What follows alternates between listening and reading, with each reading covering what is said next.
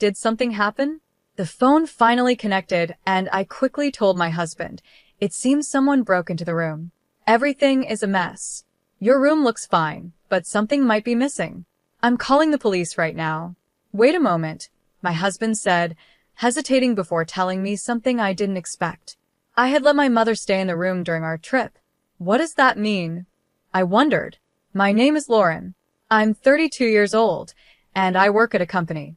I've been working hard since I graduated from university, and I got married just a year ago. My husband is Tyler. He works at a company we partner with. I first met Tyler when I went to a meeting at his company as the new project leader. I was nervous, but he greeted me with a warm smile. Nice to meet you. I'm Tyler. I'm looking forward to working with you, he said. Over time, after a few meetings, we got to know each other better. One day after meeting, Tyler asked me, Lauren, do you have some time now? Would you like to have tea at a cafe? I know. That sounds nice. I'd love to go, I replied. At the cafe, we talked, and I was drawn to his kindness and sense of humor. I felt comfortable opening up to him. Lauren, Tyler said after a while, I've been wanting to get to know you better. How about having dinner together this weekend? When he said that, I felt surprised and happy. Yes, I'd love to, I replied. After that, we went on more dates. Tyler was always kind and listened to me carefully. About 8 months later, after a dinner date, Tyler suddenly confessed his feelings. Lauren, to be honest, I've always been thinking about you. Will you go out with me? I love you. My heart swelled with happiness, and I responded, I love you too, Tyler. I look forward to our future together. From that moment, our romantic relationship officially began. As we continued dating, Tyler proposed a few times, saying, Lauren, let's live together. Let's get married. At first, I wasn't sure. It felt a bit fast. But Tyler's deep love and his wish to build a life together made me feel confident. One day, I finally said, Tyler, I also want to build a future with you. Let's get married. Tyler was overjoyed, and that's when our new life together began. After living alone for so long, sharing meals, watching TV, and having conversations at home with him brought me so much happiness. I am very happy with my married life with Tyler. However, if there's one thing that bothers me, it's my mother-in-law. She had Tyler when she was young, so she's still in her 30s. Tyler was raised by his single mother, and they are very close. They often go shopping together because she invites him, and maybe because of this, she finds it hard to let go of Tyler. She often gets involved in our marriage. For example, when we were picking a dining table for our new apartment, she came along and said, Lauren, how about this table? I think it's wonderful. I hesitated and replied, yes, but it might be a bit too big. She insisted, no, having a large table will make family meals more comfortable, right, Tyler? Then she turned to him for agreement. Tyler said, yeah, maybe a bigger one would be better. With that, my mother-in-law decided. Then it's settled. Also, for some reason, she had a spare key to her house. She often came over without telling us. One day, I came home and she was making clam chowder in the kitchen. Lauren, welcome home. I'm making clam chowder today, she said with a smile. I tried to politely say, Mom, it's a bit troublesome when you come over without telling us first. She smiled back and said, don't be so formal. We're family, and it's no problem for me to visit anytime, right? On top of that, she often asked me to cook for her. Lauren, next weekend, please come to my house with Tyler and cook the meal. I hesitated and said, but you're such a good cook. Why do I need to do it? It's not about that. It's good for young people to work hard. Tyler is looking forward to it.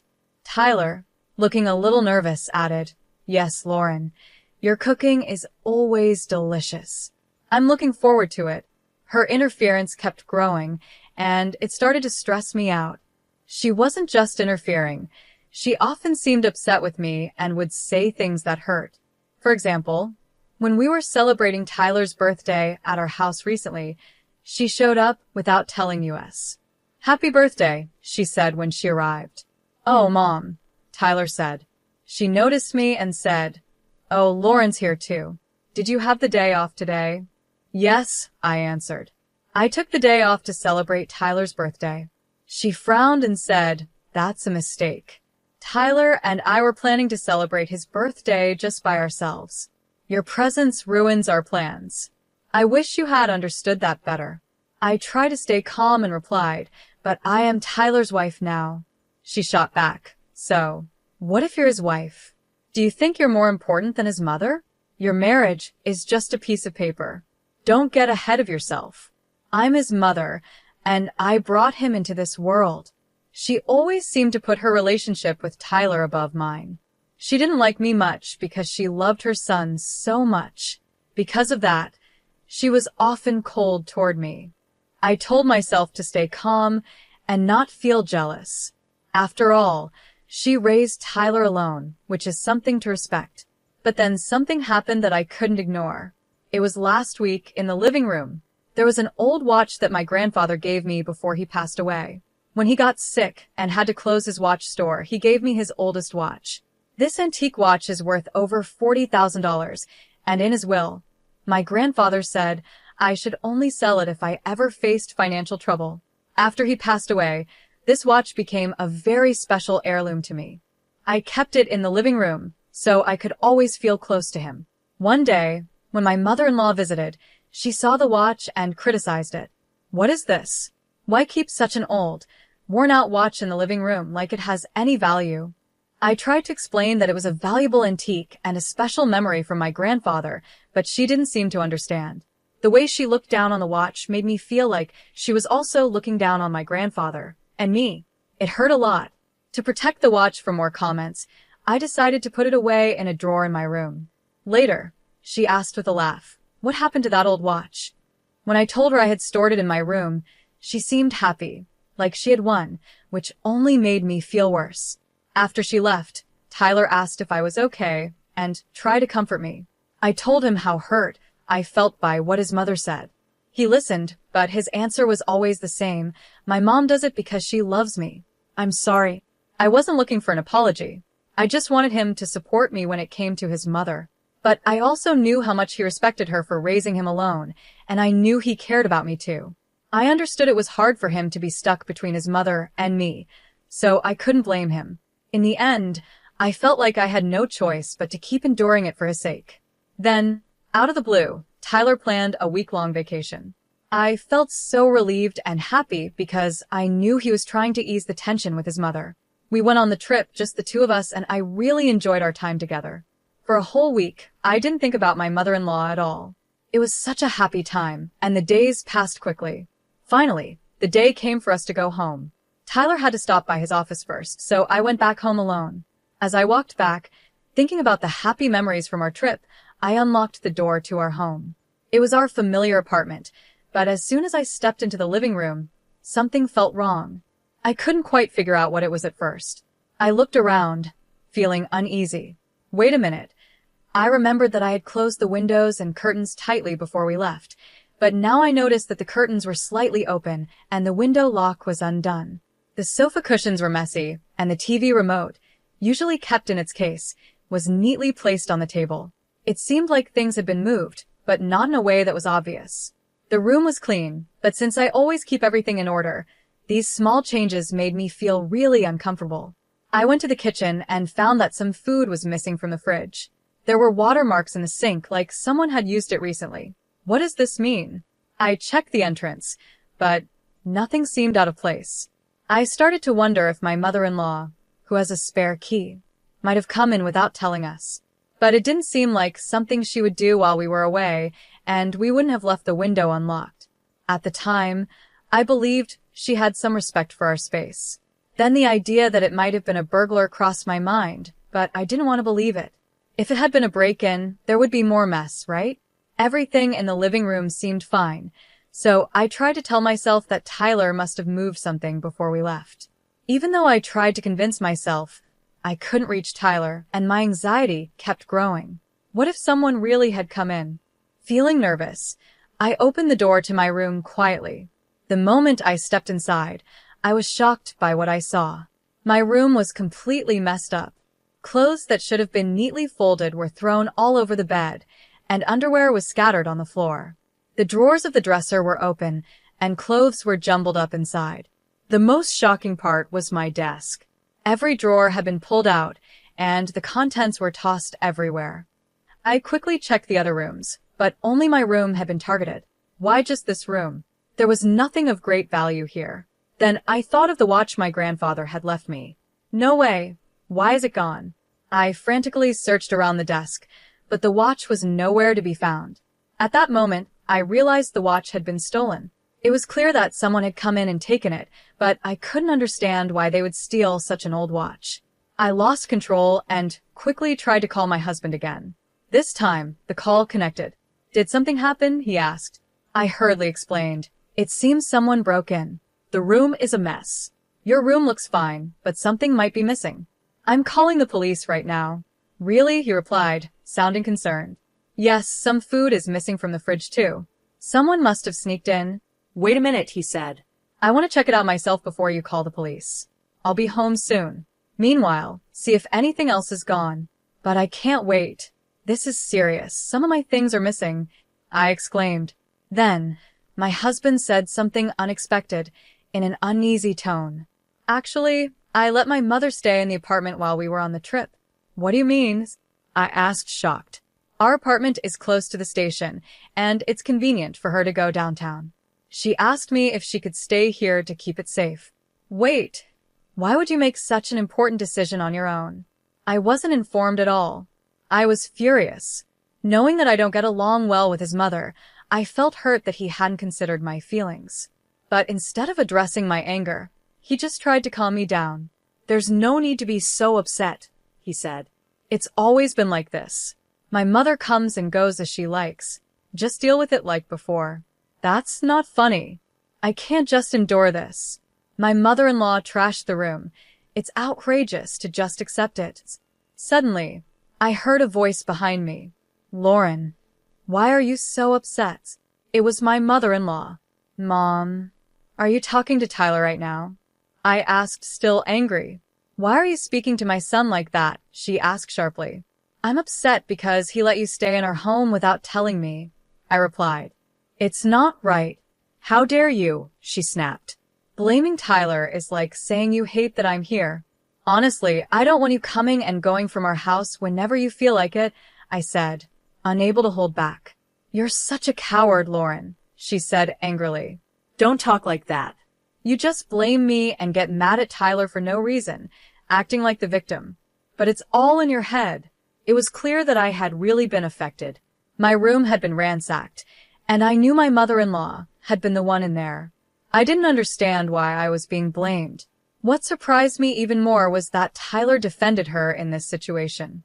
After a while, Tyler came home, clearly upset, and sided with his mother, blaming me for overreacting. I can't believe this, Lauren, he said. This is unacceptable. I couldn't stand it anymore. I took both Tyler and his mother into my room to show them the mess. Tyler couldn't hide his shock when he saw the state of the room. But my mother-in-law didn't seem surprised at all, almost like she already knew what had happened. It became obvious she was the one responsible. Mom, be honest. Did you do this? Tyler asked. Even if the room was messy, you're exaggerating. It's not that bad, she said dismissively. I just forgot to clean up. That's all, my mother-in-law said casually. If I clean it now, there won't be a problem, right?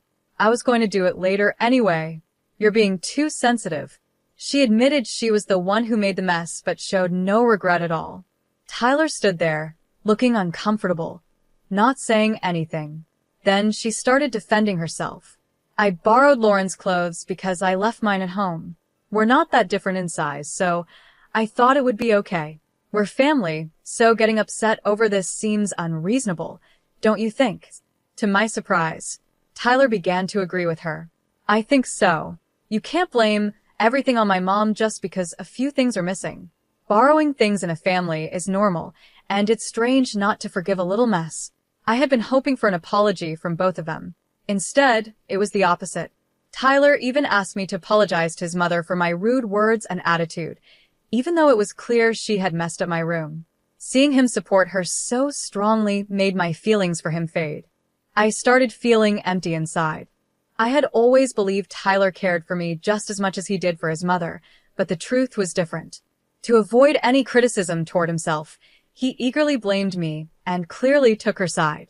I felt neglected and heartbroken, and in that moment, I decided to stand up for myself.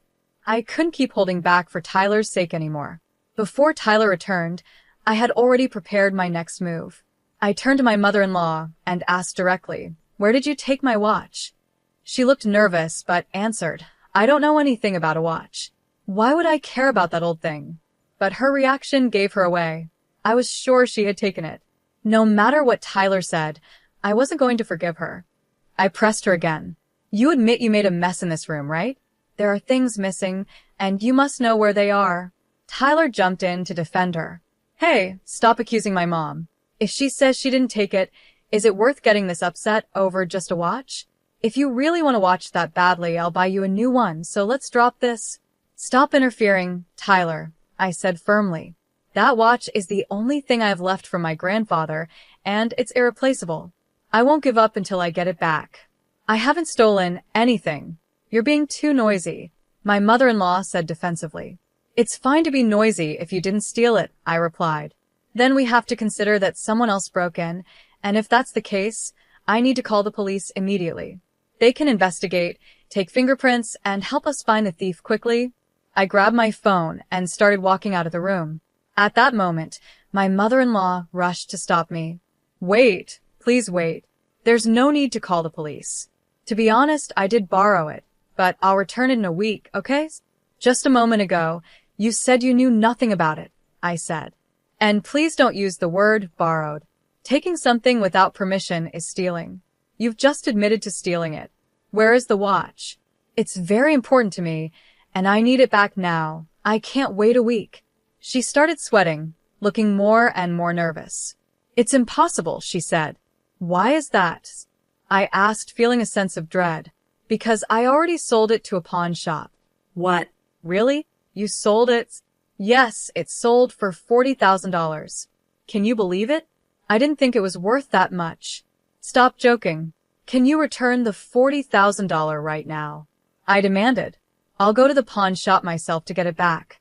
Well, I'm sorry, but that's impossible," she stammered. "I've already spent most of the money, and there's only a little left. You'll have to find the money yourself." Seeing her mocking and disrespectful attitude, I realized there was no point in continuing the conversation. I made up my mind to take the final step. "I see. This was your last chance," I said calmly. I dialed the police. "Hello. I'm the person who called earlier. Unfortunately, a theft has occurred, and the person responsible is here. Please come right away." After the call, Tyler and his mother rushed over to me in a panic. "Who did you just call?" they asked. "I called the police," I explained. "I already told them about the situation, and they advised me to check things out first. Now that it's clear you stole my watch and sold it without permission, I've reported it. Not only did you steal it, but you also sold it and used the money for yourself. That's a crime." "What are you talking about?" she snapped. "I was helping you. I turned that old, unnecessary item into cash for you, and instead of being thankful, you called the police." I'm shocked. "Lauren, isn't this going too far?" Tyler added. "My mother is your family too." "Family?" I said, feeling hurt. "I can't consider someone who steals my things and doesn't feel bad about it as family. She's a criminal." "A criminal?" "No. I've explained it many times," she protested, but I had already made my decision. "I haven't done anything," my mother-in-law protested. "Well, all of this conversation has been recorded, and I plan to give it to the police as evidence," I replied calmly. "You shouldn't underestimate the police. Once they check the fingerprints and the pawn shop's camera footage, it will be clear that you are the culprit. Continuing to hide it will only make things worse for you." As I spoke, a cold smile on my face, both my mother-in-law and my husband showed their anger. "This is ridiculous. Just because I borrowed it, it's come to this? Are you serious?" she fumed. My husband added, "If you do this, I won't hesitate to consider divorce." "Is that what you want? You'll be in trouble too if we get a divorce." It seemed they thought the word divorce would scare me into backing down. But I stayed calm and replied, "I don't mind at all. What's more troubling is that your mother is a criminal. I've been ready for divorce from the start." "Wait, please. The divorce talk was just a joke, my husband said quickly, sounding panicked. I got too emotional. Please reconsider. I'll apologize as many times as you want. Just please overlook my mother's actions. Tears appeared in his eyes as he pleaded. Ironically, it was his mother who should have been apologizing, but she just stood there with her arms crossed, staring at me as if to intimidate me. Your excuses are pointless, I said firmly. I've forgiven both of you many times, but you always ignore my feelings and keep defending her. This time, I won't forgive either of you. My firm stance left my husband speechless and my mother-in-law furious. Actually, I continued, before this incident with the watch, I had already been hurt by your mother several times. After one payday, $1,000 I had left at home went missing. I knew she had been around, but I didn't have proof. Since then, I've been deliberately leaving fake bills around the house. Did you know that? She began to panic, visibly sweating. What should I do? What should I do? She muttered, as the reality of the situation set in. When the police arrived, I explained everything. Tyler and his mother tried to argue, saying things like, "This is just a family matter, and my wife is exaggerating," but based on the condition of the room and the recorded conversation, the police took my mother-in-law into custody on suspicion of theft. Tyler went to the police station with her, escorted by an officer. Afterward, I headed to the pawn shop my mother-in-law had mentioned. At the shop, there was clear evidence that she had sold the watch. The surveillance footage confirmed it. Luckily, my grandfather's watch had not been sold yet and was still there. Thanks to the officer's help, I was able to get it back. I was able to get back my grandfather's watch. It wasn't easy to confront my husband and mother-in-law, but I believe calling the police was the right thing to do. When I held the watch again, it felt like my grandfather was proud of me. After that, the divorce with my husband was finalized. He begged me to avoid the divorce and asked me to help his mother, but I ignored his pleas. I sometimes see him at work, but I don't talk to him, and my supervisor, who understands the situation, handles things professionally. Communication with him was done strictly through lawyers, and in the end, my husband accepted the divorce. The police gathered more evidence, including the pawn shop clerk's testimony, which confirmed my mother-in-law's guilt. She is now serving a 4-year prison sentence. At first, her actions were just to bother me, but when she found out the watch was worth a lot of money, she got greedy and spent it all. Because of that, she lost her part-time job and will have a hard time finding work after she gets out of prison. What started as minor harassment turned into a serious crime that ruined her life. The foolishness of her actions is shocking. Since she had no savings, the $40,000 to repay the pawn shop fell on my ex-husband. He's now working hard to pay for his mother's living expenses, and everyone at his workplace knows about our divorce and what his mother did. This has made his life difficult and uncomfortable. Meanwhile, I am finally free from the stress caused by my ex-husband and his mother. I'm thoroughly enjoying my independence. While my marriage didn't turn out as I had hoped, being able to protect the valuable watch from my beloved grandfather is a big comfort to me. Right now, I'm focusing more on myself than on romantic relationships, and I'm excited to enjoy my single life. I'm also looking for new hobbies and interests. A new chapter in my life is starting, and after everything I've been through, I'm dedicated to taking care of myself and living life fully.